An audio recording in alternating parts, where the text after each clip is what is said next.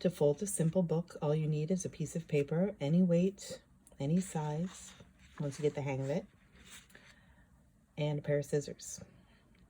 If you want to be fancy, you can use a bone folder or the backside of a spoon or something to get your folds really nice and clean.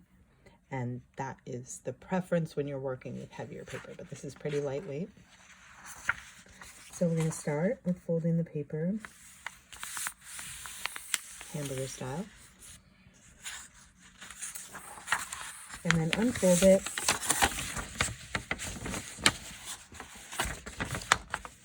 and fold it hot dog style. I always joke that this is the only thing I'm bossy about as an art therapist, is matching up those corners when you're making books. Because if you match up the corners, you take that little bit of time that it takes to get that fold really clean and match up the corners, you're going to be a whole lot happier with the outcome overall.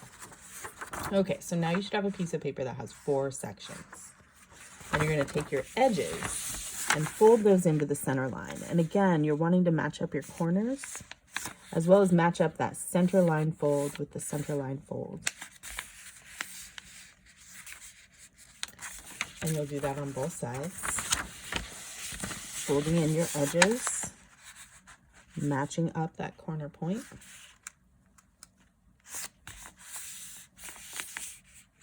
Great. So now you should have 8 sections to your paper. 8 sections. And now you're going to fold it once more in that hamburger style. And you're going to cut from the center, the folded center, to the center here. So really important, you're not cutting from the opened end, but rather from the folded end.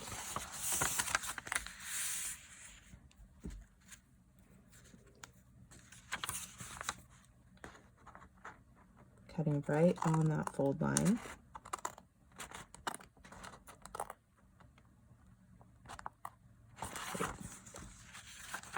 Okay, so now you have a piece of paper with 8 sections with a little hole in the center, a little mouth can talk to you. Okay. And you're going to take your fingers and pinch at the center fold and push it together. So you're forming a little diamond, a little shape in the center there. Allow those folds to go out. You're going to bring it together like this. And then this part is not elegant, but just as best as possible, you're going to squish it down. And again, match up those corners. Okay, so when you look at it from the bottom, you'll see it together like that. And you look at it from the top, you'll see it like this. And now you have 2 sections, it's been folded. And then you fold it one more time. And this one, depending on the paper, it's going to be tricky with thicker paper, and it won't be exactly perfect, even if you take all that time. But it's good enough, and you can always trim it down. Okay, and then you have a little book.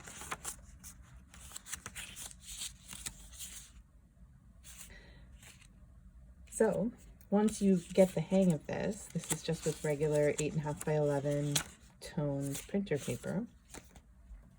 You can really do it with any kind of paper. So this is paper that has had a mixed media watercolor photocopied and then shrunk down. I'm going to cut it to size.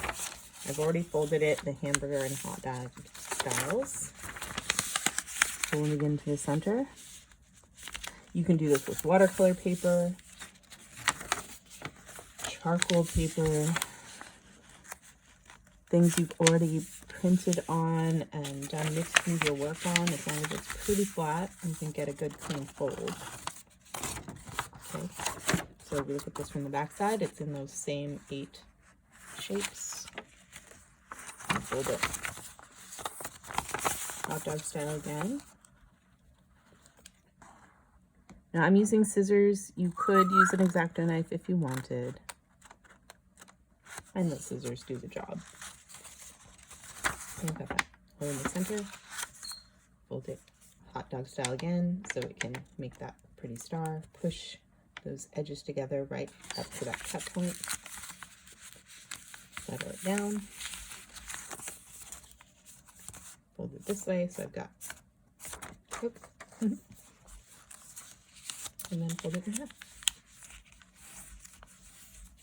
So now I have a book form that already has some content in it, but a little bit unexpected, right? You don't really know when you're making the work. If you're working on a flat sheet of paper to start, you don't know where each bit is going to land on each page. So there's something of the unexpected in working this way, which is kind of fun.